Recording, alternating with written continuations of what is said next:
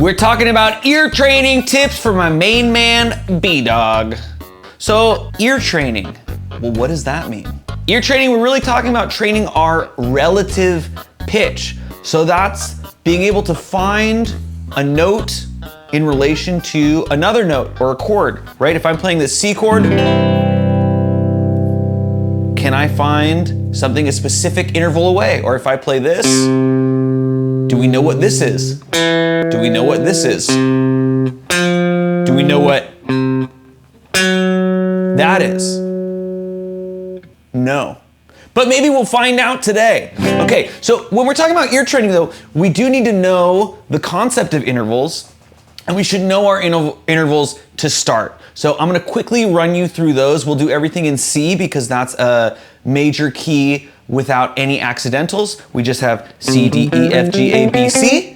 And then we'll talk about some exercises and some ways that you can practice ear training quickly at home, and some ways that I think have helped me with my ear training that I hope will help you as well.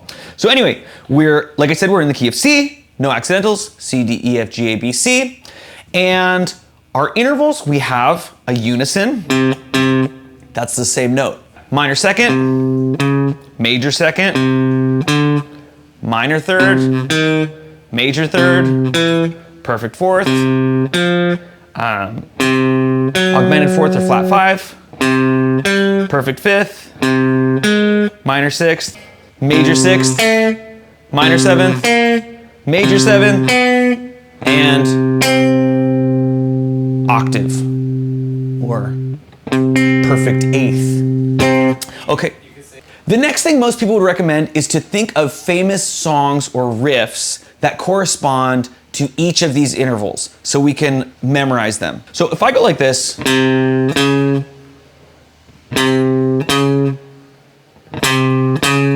what does that sound like? It's Jaws. That's a minor second, right? And I'm playing it in C, but if I did it anywhere else, does that interval sound the same?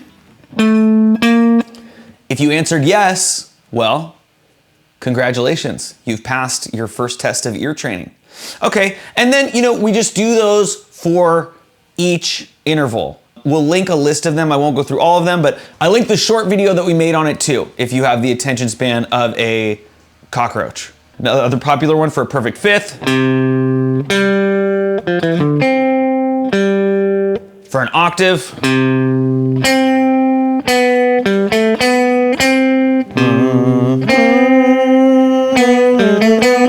That's an octave. Okay, then the next thing I would do is I would bounce each of those intervals off our root.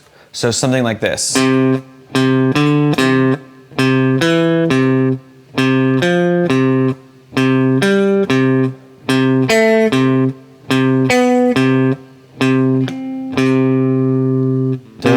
do, re, do, do, mi, do, do, fa, do, do, sol, do, do, la, do, do, ti, do, do, do, do. Second, third, fourth, fifth, sixth, seventh, eighth. Cool. And obviously we're missing some intervals in between because we're just doing a major scale here, but the major scale is the building block for all of music. So it's very, very important. The last thing that I would recommend is to try and hear harmonies and just sing harmonies in the car, or even just hearing them in your head. Let's take Free Fallin' by Tom Petty. That's a simple melody. Here we go.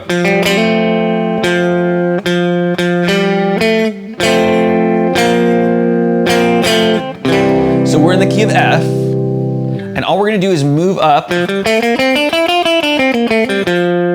The melody notes are F, G, A.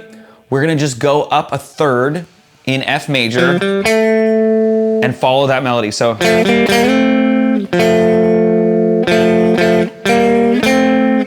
if his melody is, she's a good girl, loves her mama, we would start on the third. She's a good girl, she's a good girl, loves her mama, loves Jesus,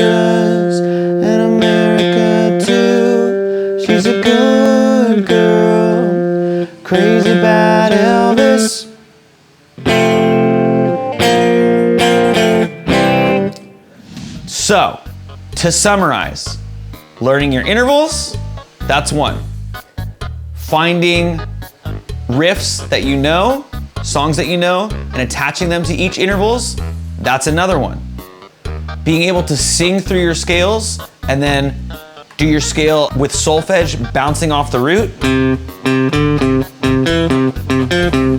that's another one. Singing harmonies, that's gonna really help, or at least trying to think about singing harmonies, that's gonna help.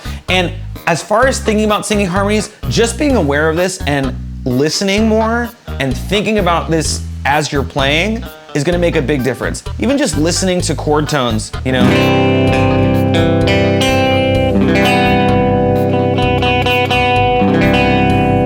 And trying to pay attention to what each note sounds like as you're playing a chord. Just being aware of these things will start to add up and make a difference. So there you have it. Thank you for your question, B-Dog.